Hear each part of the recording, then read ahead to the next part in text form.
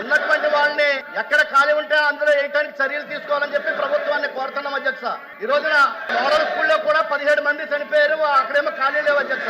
దాదాపు 980 మంది చనిపోయారు. 5 సంవత్సరాలు పూర్తవుతుంది అధ్యక్ష. ఈ 5 సంవత్సరాల కాలంలో వాళ్ళ కుటుంబాలు కూడా ఆర్థికంగా ఇబ్బంది పడుతున్నటువంటి పరిస్థితి ఉంది అధ్యక్ష. వాళ్ళ కుటుంబాలను ఆదుకోవాలని చెప్పి ఏదైతే మెమో నెంబరు 35/252 సవరించి ఎక్కడైతే ఖాళీ ఉందో ఖాళీలు ఉన్న చోట వాళ్ళకి నియామకాలు ఇచ్చి వాళ్ళ కుటుంబాలను ఆదుకోవాలని చెప్పి కోరుతున్నాను అధ్యక్ష. ప్రభుత్వంలో 112 మంది అప్లై చేస్తే 111 మందికి అపాయింట్మెంట్ జరిగింది అధ్యక్ష. ZP ఎంపీపీకి వచ్చి గల 3175 మంది అప్లై చేస్తే 2326 మందిని 249 మంది అక్కడ గ్యాప్ ఉంది. ఎంపీఎల్కి వచ్చి గల 154 మందికి 132 మంది నియమించాం, అంటే 22 మంది. టోటల్ గా 872 మంది గ్యాప్ ఉంది అధ్యక్ష.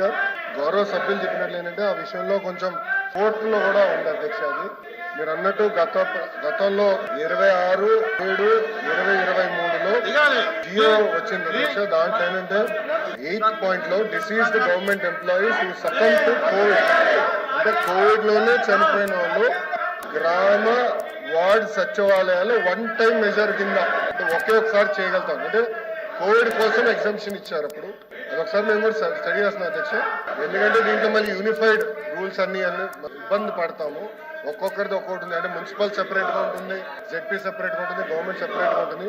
యూనిఫైడ్ సర్వీస్ రూల్స్ అనేది మన దగ్గర ఇప్పుడు లేదు. సో ఒకసారి ఇది మనం స్టడీ చేయాల్సిన అవసరం ఉంది. లీగల్ ఇష్యూస్ కూడా ఉంటాయి అధ్యక్ష. ఇది ఎట్లా టేకప్ చేయాలనేది ఒకసారి డిపార్ట్మెంట్ లో డిస్కస్ చేసి వెల్కమ్.